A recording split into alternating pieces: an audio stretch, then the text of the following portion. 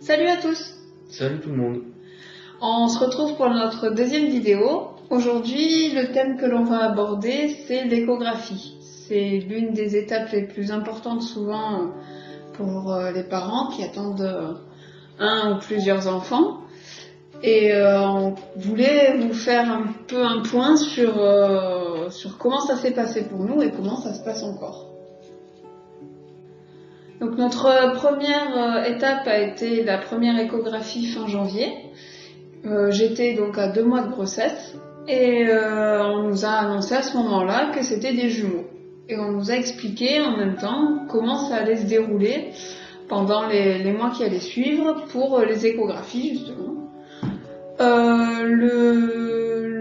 La chose qui diffère avec une grossesse classique, c'est qu'il y a des échographies plus régulières. Donc on est à peu près à une échographie par mois et un contrôle par mois. Donc en fait j'ai un rendez-vous tous les 15 jours. Au lieu d'avoir plus classiquement trois échos pour une grossesse normale. Voilà, une par trimestre, au premier, au 6e mois, et ensuite les échographies de contrôle au moment quand on s'approche de l'accouchement. Donc en janviie, on s'est rendu à notre première échographie et on savait pas trop comment ça allait se passer justement pour nous dans notre cas, ne sachant pas comment on allait appréhender ce moment. Moi je savais très bien que je n'y verrais pas sur la petite télé qu'ils ont dans la salle parce que j'avais déjà connu un petit peu ça dans le cadre familial et donc je savais très bien que ça serait pas possible. Donc je me suis dit que j'allais écouter ce que la gynécologue disait et que voilà, je ferais avec ma propre imagination et voir ensuite comment ça allait se passer au niveau cliché ou vidéo. Il se trouve que donc nous, elle nous fait pas de vidéo, on a des clichés classiques et des clichés en couleur en 3D. Malheureusement pour moi, la première échographie, je ne les percevais pas. Je voyais de la couleur, mais je ne pouvais pas percevoir ce qu'il y avait en fait sur les images.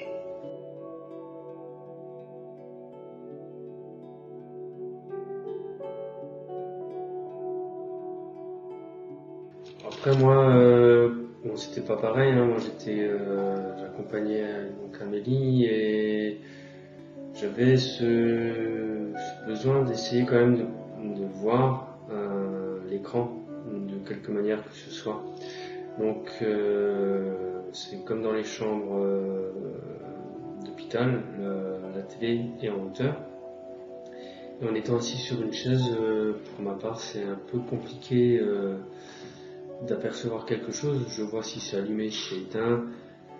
Après vous dire ce qu'il y a à l'écran, c'est pas possible. Donc j'ai fait comme je fais très souvent quand j'ai besoin de voir le nom d'une enseigne, de lire le nom d'une enseigne ou de voir quelque chose au loin. J'utilise mon appareil photo du smartphone et je zoome suffisamment pour percevoir quelque chose.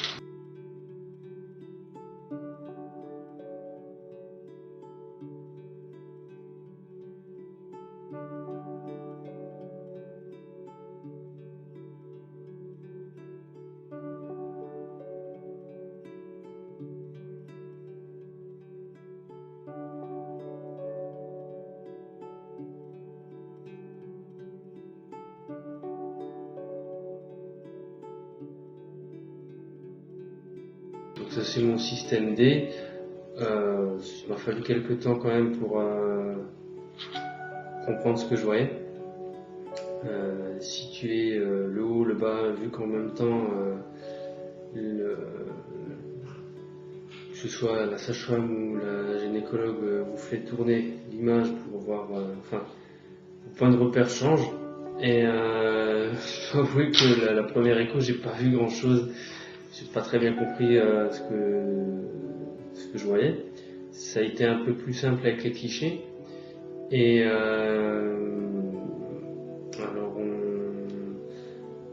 on a la chance d'avoir toutes les photos stockées à un endroit par la gynéco avec les comptes rendus. Et comme ça permet de partager pour l'ensemble des gens à qui on veut les montrer, nos proches. Et comme le cerveau humain est fait bizarrement, sur une image vous voyez rien, quelqu'un vous dira mais regarde en haut à droite ou regarde à cet endroit-là, et d'un coup l'image va se créer dans votre... Vous allez voir ce que vous ne voyez pas il y a 2 secondes. Et la première fois ça a été comme ça, et après j'ai pris l'habitude de reconnaître plus ou moins. Il y a quand même des clichés où j'ai du mal à voir nos petits. Mais c'est vrai que là, la 3D, de rajouter la couleur, et ça a été quand même, pour moi, c'est quand même plus facile. Même si à l'heure actuelle, ça devient un petit peu compliqué. Ça va encore, mais ça commence à être un peu flou. C'est là où en fait on se rend compte vraiment des différences de chacun quand il y a un problème de vue. Moi c'est presque l'inverse. Tout au début, comme je vous disais, donc les clichés couleurs pour moi ce n'était que des taches de couleurs, des formes. Voilà. Même si on m'expliquait, je n'arrivais pas vraiment à percevoir quelque chose. Alors que plus on avance, donc on est maintenant au mois de mai, à plus de 6 mois et demi. On est presque en juin même, oui. Donc on va dire qu'ils ont bien grandi, bien grossi. Je commence à percevoir, maintenant on a beaucoup de clichés, surtout qui sont sur le visage, donc le profil comme on dit. Et j'arrive de mieux en mieux à voir ce qu'il faut voir, donc presque sans aide. Un petit peu de temps en temps, parce que bon, il y a des choses où je doute un peu de moi. Mais c'est beaucoup mieux. Alors je reste toujours sur les clichés couleurs et 3D. Les clichés noir et blanc, pour moi c'est comme je dirais, c'est de l'abstrait. donc voilà, après le moment magique qu'il y a eu à la première échographie et qu'il y a toujours pour moi à chaque fois que j'y vais tous les mois, c'est quand ils nous font écouter donc bien sûr le cœur.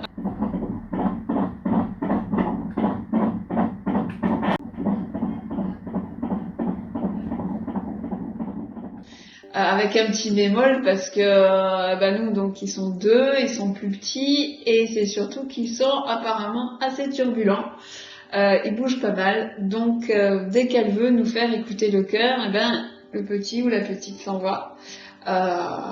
Donc c'est vrai que c'est un peu compliqué, des fois ça dure pas très longtemps, mais c'est vrai que ce son reste toujours en tête.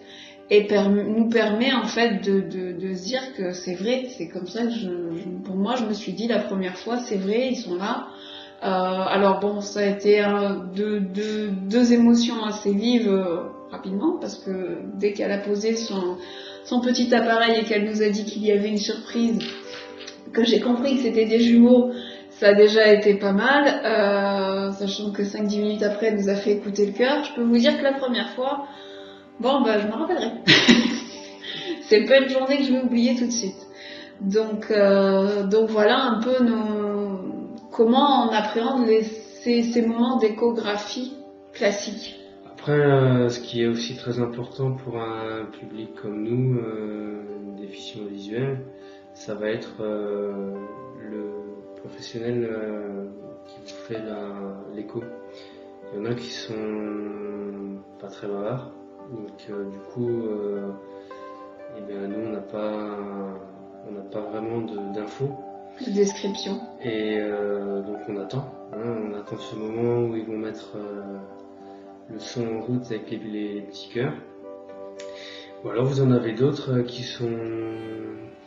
Après c'est la nature, enfin les gens sont faits comme ça, il y en a qui vont naturellement expliquer plus facilement, d'autres moins.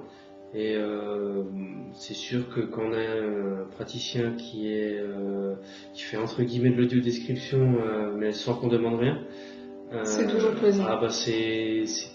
On vit différemment cet examen à l'échographie, c'est sûr qu'elle est...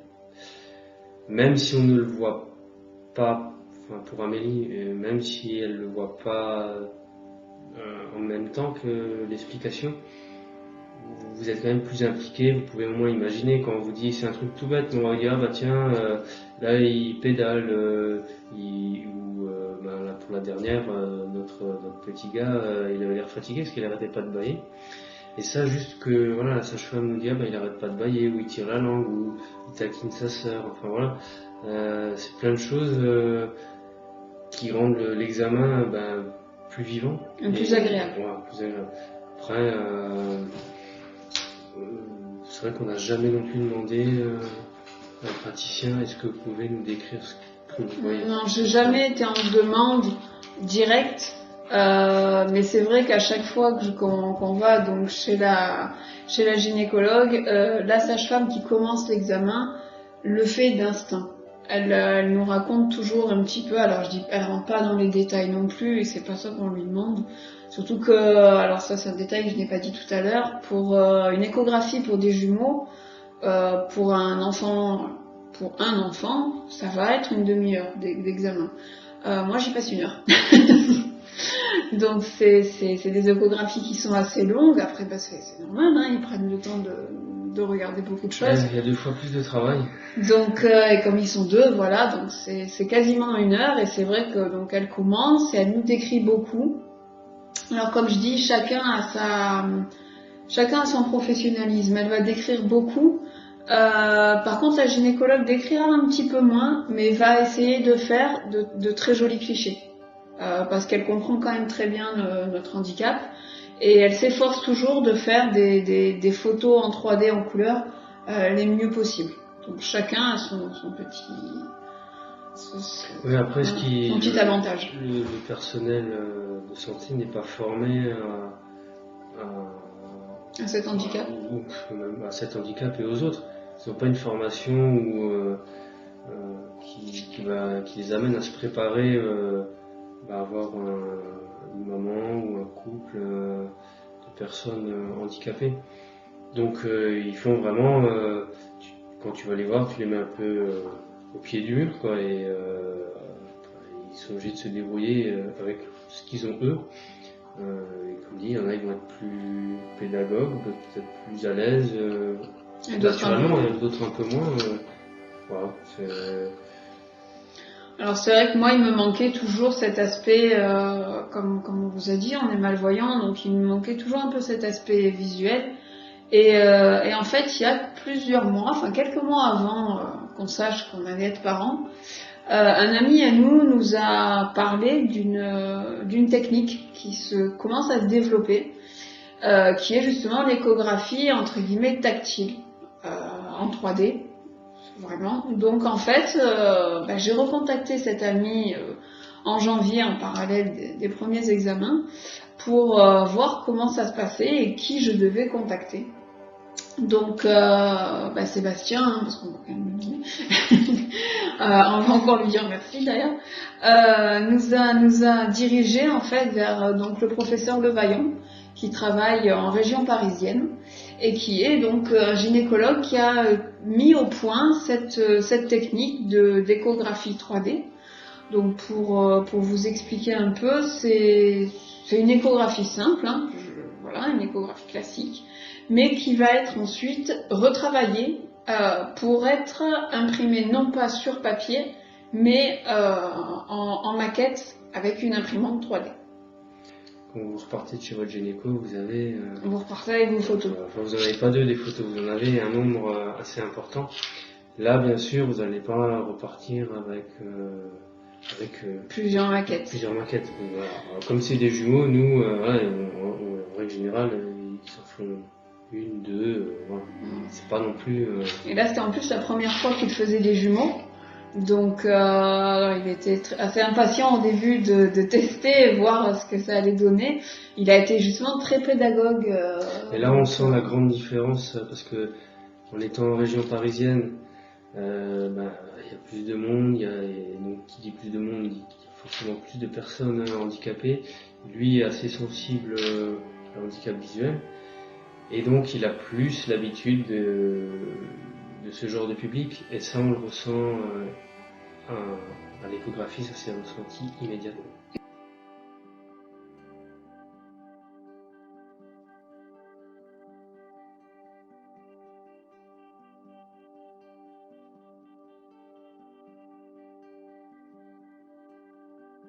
Et ce qui m'intéressait, c'est de lui demander, bon, j'avais 1000 questions, mais entre autres celle-ci, de lui demander comment il a eu l'idée de faire ça. Et comme Amélie a dit, il est enseignant. Et donc pour montrer à ses étudiants certaines malformations du fœtus ou certaines pathologies qu'il pourrait y avoir lors de la grossesse, il s'est dit mais je vais en faire on va modéliser ça. Il avait une imprimante 3D, on va leur faire les maquettes. Et puis pendant quelques temps, comme il expliquait, c'est resté pas plus loin que ça. C'était vraiment un but pédagogique d'enseignement. Et un jour, il a eu une maman comme Amélie, et il lui décrivait et tout ça. Elle dit ouais mais c'est bien tout ça, mais il manque toujours quelque chose. Il dit moi, vous pouvez mettre la couleur, vous pouvez me décrire, mais il me manque quelque chose. Et il est rentré chez lui, comme il disait, puis il s'est dit mais mince, qu'est-ce que je peux apporter de plus à cette maman? Et d'un coup, il s'est rappelé son fonctionnement de maquette pour les malformations et ses étudiants. Il s'est dit mais oui, c'est tout simple en fait, la solution elle est là. Et c'est parti de ça. Donc, suite de tout ça, en fait, donc on a pris bien sûr contact. Nous sommes allés donc passer une journée sur Paris pour le rencontrer et faire l'examen. Et nous avons eu ensuite, parce que bon, comme on disait, nous on repart avec des clichés quand on va à la gynéco. Là, c'est pas le cas, ils sont obligés de travailler avec un autre hôpital. Oui, c'est encore quelque chose qui au début, comme souvent en général, ça part de la volonté personnelle d'une personne qui essaye de travailler dans son coin avec son réseau. Et c'est un peu, alors c'est pas méchant ce que je veux dire, mais c'est un peu en amateurisme de manière artisanale. Il n'y a pas quelque chose de grosse structure derrière où voilà, des choses se mettent doucement en place. Et il essaye justement, le professeur Levaillant essaye de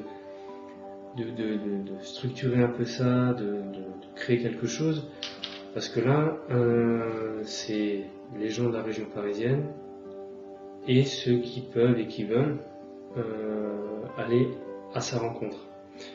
Maintenant, pour le couple qui va être à Bordeaux, en Bretagne, à qui Marseille, vont avoir plus de difficultés à aller justement en région parisienne, c'est quelque chose qui pour l'instant n'est pas accessible. Voilà.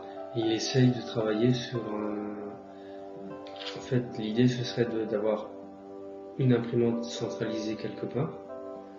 Je pense certainement dans son service, voilà. Et ensuite former différents gynécologues, échographes, et qui eux feraient les clichés dans le format adapté, les bons clichés, et ils envoient ça. Et après, voilà, parce que nous, n'étant pas de la région, en règle générale, ils fonctionnent comme ça. Les couples viennent, ils font les clichés, on repart. Eux travaillent de leur côté pour faire les maquettes. Et après quelques jours, quelques semaines, ils vous rappellent, vous retournez chez le professeur Levaillant, et puis voilà, il vous présente les maquettes et voilà. Et puis vous repartez avec.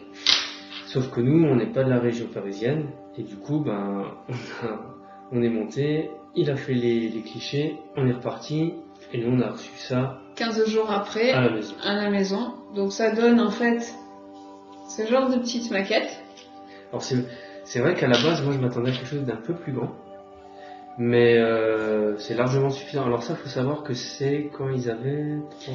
Donc là, c'était au 3e mois de grossesse. Voilà, c'est l'échographie du premier trimestre en fait, qui correspond à ce genre d'échographie. Donc en fait, au niveau tactile, quand on les a reçus, on a eu beaucoup de mal sur le coup à comprendre un petit peu comment c'était fait. Alors comme c'est des jumeaux, en fait là, nous avons une membrane au milieu qui les sépare. Ce sont des jumeaux, mais dans la grossesse gémellaire, il y a plusieurs types de grossesse gémellaire, et nous, c'est bicoriale et biamniotique. Voilà. C'est-à-dire que chacun des enfants a une poche. A sa poche. Voilà. Et chacun a son placenta. Donc là, la petite séparation entre les enfants. Voilà. Et ensuite, on en a donc un à droite et un à gauche. Donc sur la maquette que je tiens, les deux fœtus se regardent, sont tête contre tête et se regardent. Sur la tienne, ils sont l'un derrière l'autre. Oui, c'est ça, à la queue leu.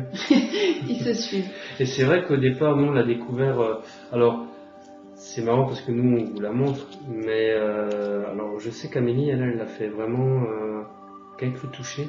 Et moi, c'est que j'ai, comme je vous ai dit avant, ça peut être bizarre, mais j'ai quand même toujours ce besoin de mettre en corrélation le toucher, le tactile et le visuel. C'est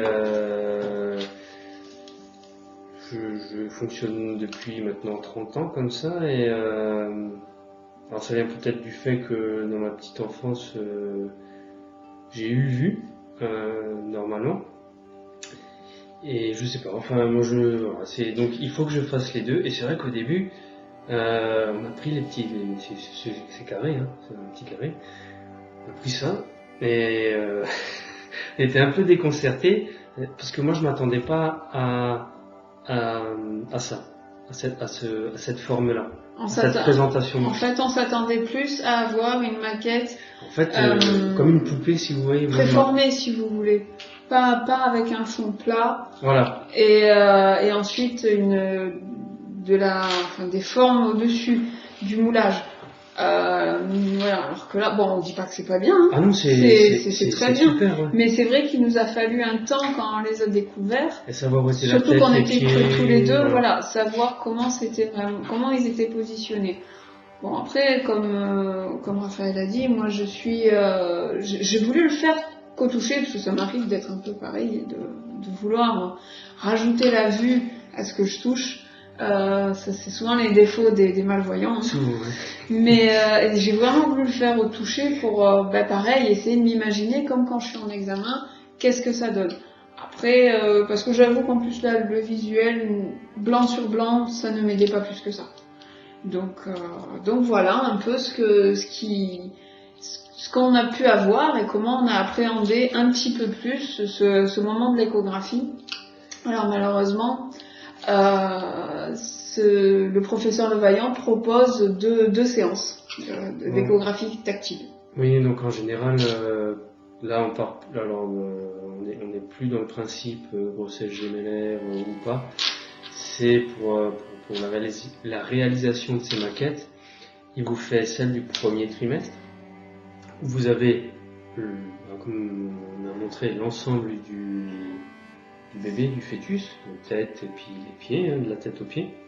Et après, c'est celle du deuxième trimestre, si je dis pas de bêtises. C'est ça, celle du 6 mois. Et celle-là, malheureusement, vu les circonstances actuelles, on n'a pas pu la faire parce qu'on ne pouvait pas se déplacer. On était en confinement à ce moment-là, donc. Et donc là, on est un peu en interrogation. Qu'est-ce qui va se faire ou pas? Est-ce qu'on va pouvoir le faire? Mais à partir de ce moment-là, votre enfant il fait plus 4-5 cm, voilà. Ils sont un peu plus grands. Et c'est surtout qu'à cette période, le visage est modelé, plus ou moins. Hein. Enfin, vous avez le nez, la bouche, les yeux, tout ça. Vous commencez à voir les traits du bébé. Et le professeur Levaillant, lui, fait des maquettes que des visages. Il se concentre plus que sur le visage. Et comme l'échographie du deuxième trimestre. C'est souvent le cas, voilà, pour l'échographie classique. Oui, c'est ce qu'on appelle l'échographie de profil. Donc voilà, il rejoint ça en fait. Ouais. Et donc pour l'instant, on est comme tout le monde. On est en attente. On est au jour le jour et selon ce qui va être autorisé ou pas, on doit reprendre contact début juin là, pour savoir si ça peut quand même se faire, même avec du retard ou pas du tout. Ouais. On ne vous cache pas que nous, on espère, bien sûr, c'est la même attente que malgré qu'on a les clichés, qu'on arrive à plus ou moins deviner, voir leur visage, leur percevoir, ouais. Il y a ce besoin de toucher, voilà, de se faire une idée avec les mains et avec les yeux.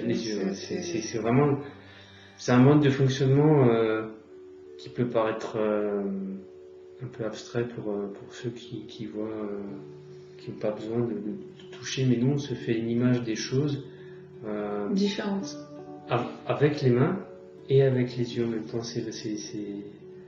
Le toucher vient pas remplacer, mais en complément. Un gros complément. Moi je dirais plutôt que c'est la vue qui sera un complément du toucher. C'est ce que j'allais dire. Exactement ce que j'allais dire. Pour moi, c'est plus la vue qu'un complément du toucher, parce que j'ai toujours été très tactile. Alors, est-ce que ça vient du fait que j'ai appris le braille très jeune? Je ne sais pas.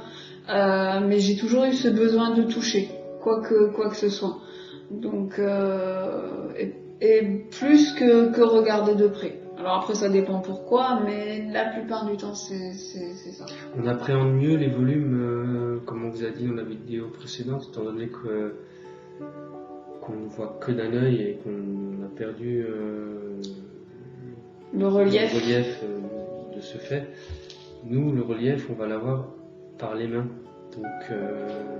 Donc il y a forcément ce besoin. Et puis forcément, nous, on a été dans le monde de l'handicap visuel très jeune. Maintenant, quelqu'un de 40 ans ou de 20 ans même n'aura pas le même fonctionnement vu le passif qu'il aura eu. Donc c'est le monde de l'handicap en général. Il n'y a pas deux personnes qui fonctionnent. Voilà. Il y a quand même des similitudes entre personnes du même handicap, mais après chacun a sa particularité et sa façon d'appréhender, de vivre et de faire les choses.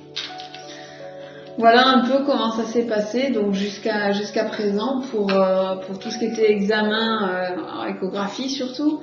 C'est un examen appréhendé différemment pour nous. Voilà, c'est ce qu'il faut retenir. Alors chacun va avoir sa manière. Si on est non-voyant, malvoyant, ou si... Puis selon le degré de la malvoyance voilà, aussi. et selon les besoins aussi, il y en a qui n'ont pas spécialement ce besoin et qui ont plus envie de se dire je vais attendre qu'il soit là. Ça peut arriver. Alors moi je dis surtout un grand merci déjà au professeur de voyant d'avoir eu cette idée, parce que de se battre pour développer tout ça.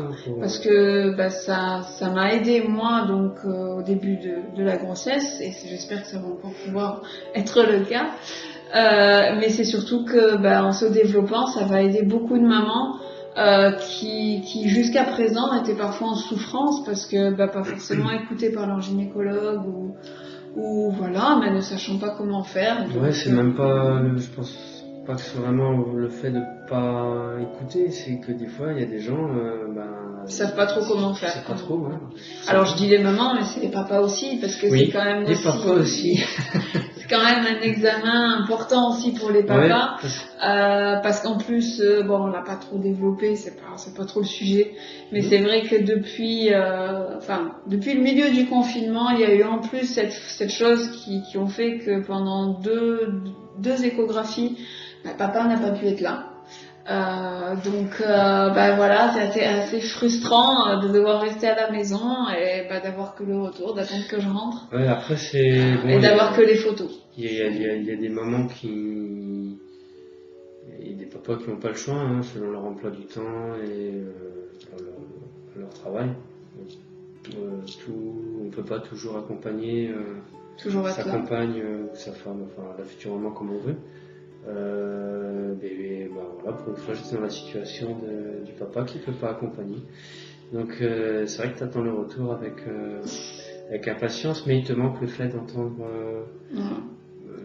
les petits battements de cœur et puis d'avoir des petites descriptions, de te dire qu'est-ce qu'ils font, voilà. Mais je trouve que maintenant l'échographie, tu l'attends, pour ma part moi j'attendais vachement plus au début de la grossesse, parce que pour le papa, t'as pas d'interaction avec les enfants possible. Ils sont trop petits, le ventre de la maman n'est pas encore là, c'est encore un ventre tout plat. Et ils sont là sans être vraiment là. Au quotidien, t'as pas vraiment conscience. Alors, avec Amélie, c'est une grossesse chanceuse, entre guillemets, parce que pas eu beaucoup de symptômes que de pauvres dames doivent subir, les nausées, les choses, les vomissements, tout ça, ça c'est franchement bien. Enfin, c'est facile quand c'est le garçon qui le dit, mais... Non, mais je confirme, j'ai vraiment pas une grosse difficulté. Sur ça, j'ai beaucoup de chance. Et du coup,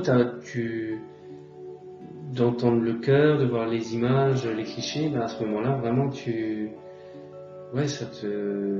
sais qu'ils sont là.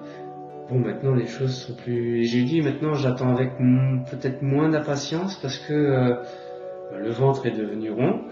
Et puis surtout, les bébés, ils se manifestent. Donc, sans pouvoir encore dire, tiens, c'est un pied, ou tiens, voilà, c'est le cou, la tête, ou qui sait quoi. Mais ça bouge, tu sens que ça bouge dedans, ça se manifeste, ça se montre. Et encore plus pour la maman. Le papa est toujours un petit peu moins... Ouais, il descend pas au quotidien, donc c'est vrai que dès que c'est un peu plus fort, j'essaye que... Mais t'es plus en demande, je pense que le papa, pour ma part, c'est très souvent la main sur le...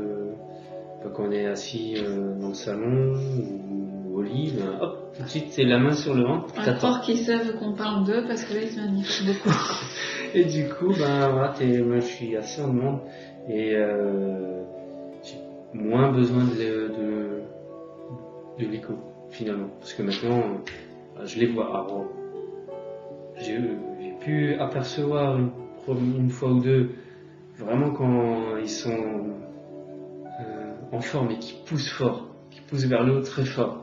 Là, tu commences à voir les bosses, ça fait une grosse bosse et moi je me demande même comment Amélie elle le vit parce que c'est impressionnant de le voir à côté. Tu te dis le ventre il va s'ouvrir, c'est pas possible, il pousse trop fort. Et du coup, ouais, enfin, le jour où ça vous arrivera, vous les papas, futurs papas, quand vous le sentez pousser dans votre main, vous tapez dans le creux de votre main, ouais, c'est déjà le début vous êtes déjà gaga, tout simplement, voilà. Mais par contre, la maman, elle est plus angoissée que le papa. Quand elle les sent moins, et du coup, il y a des jours où c'est un peu calme. Alors, c'est pas qu'il bouge pas, mais c'est que ça se manifeste moins. Et puis, alors, c'est source d'inquiétude peut-être un peu plus grande. Ouais, alors, voilà, pour finir, ce que je dirais, mais là, je le vis, vous allez voir dans les vidéos, moi, en règle générale, je m'éparpille beaucoup. Parce que, pour finir, c'est en fait... on attend le fait qu'ils bougent pendant longtemps, donc ça dure 4 mois et demi, 5 mois, selon, voilà, moi comme ils sont 2, ils sont un peu plus petits, donc ça arrive un peu plus tard. Et à partir du moment où ils bougent, on commence à les sentir assez souvent, c'est quand ils bougent pas qu'en fait on attend. Donc, qu'on s'inquiète. Donc c'est vrai que c'est très paradoxal. Voilà. On espère en tout cas que... On vous a pas saoulé, déjà d'une qu'on a pu un peu vous éclairer sur comment nous on appréhende ce genre d'examen et que ça vous a plu et que ça vous donne envie de tenter l'expérience aussi. Oui, ouais. Et puis de continuer à nous suivre. Voilà, et puis on va réfléchir à quel thème on va aborder sur notre prochaine vidéo. Et si vous avez des envies ou des questions particulières, comme je disais, n'hésitez pas, on essaiera d'y répondre au mieux. Donc voilà, n'hésitez pas à aimer la vidéo, à la partager, à la faire connaître et puis on vous dit à la prochaine pour une prochaine vidéo, pour une prochaine aventure. Ouais. Ciao tout le monde.